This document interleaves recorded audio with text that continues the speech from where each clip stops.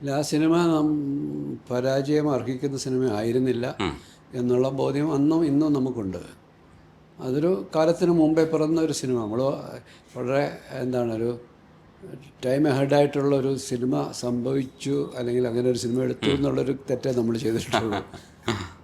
അന്നത്തെ തലമുറയ്ക്ക് അതിനെ ഉൾക്കൊള്ളാൻ കഴിഞ്ഞില്ല. അതിന് പല കാരണങ്ങളുണ്ട്. ഒരു പക്ഷേ മോഹൻലാൽ എന്ന് പറയുന്നൊരു സൂപ്പർ താരം, നരസിംഹം പോലെയുള്ള വലിയ ഒരു സൂപ്പർ ഹ്യൂമൻ ക്യാരക്ടേഴ്സൊക്കെ ചെയ്ത് നിൽക്കുന്ന ഒരു ആക്ടർ പെട്ടെന്ന് വന്നിട്ട് വളരെ സോബറായിട്ടുള്ളൊരു മ്യൂസിക് കണ്ടക്ടർ അല്ലെങ്കിൽ മ്യൂസീഷ്യൻ എന്നൊക്കെ പറയുന്ന ലെവലിലുള്ളൊരു ക്യാരക്ടർ ചെയ്യുമ്പോൾ അന്നത്തെ ഒരു ഫാൻസ് എന്ന് പറയുന്ന മോഹൻലാലിൻ്റെയൊക്കെ ആരാധകരായിട്ടുള്ള പ്രേക്ഷകർ പക്ഷേ അത്ര ഒരു കഥാപാത്രത്തെ പെട്ടെന്ന് ഉൾക്കൊള്ളാൻ കഴിഞ്ഞിട്ടുണ്ടാവില്ല.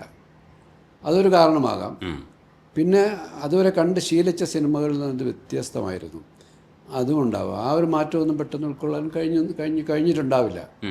അപ്പോൾ അതിനുശേഷം അന്ന് ആ സിനിമ റിലീസ് ചെയ്തപ്പോൾ ജനിച്ചിട്ടില്ലാത്തൊരു തലമുറ ആ സിനിമയെക്കുറിച്ച് ചർച്ച ചെയ്ത് തുടങ്ങിയപ്പോൾ, സോഷ്യൽ മീഡിയയിലൊക്കെ ആ ചർച്ചകൾ കണ്ടപ്പോഴാണ് ഞങ്ങൾക്ക് തോന്നിയത് നമ്മൾ അന്ന് ചെയ്ത സിനിമ ഇറങ്ങേണ്ട സമയം ഇപ്പോഴാണ് എന്നുള്ള ചിന്ത വന്നത്.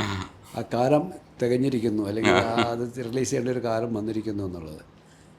അത് പൂർണ്ണമായിട്ടും നമുക്ക് അത് നമ്മുടെ ആ ഒരു ധാരണ ശരിയായിരുന്നു. അന്ന് തെറ്റുപറ്റിയെന്ന് നമ്മൾ ചിന്തിച്ചു പോയ, ഞങ്ങളെ രണ്ടുപേരെയും വല്ലാതെ തകർത്ത് കളഞ്ഞ ആ ഒരു റിലീസിൻ്റെ ഒരു റീഇൻകാർണേഷനാണ്, ഒരു പുനർജന്മം ആ സിനിമയ്ക്കും ഞങ്ങൾക്കും ഉണ്ടായത് ആ റിലീസോടു കൂടിയാണ്.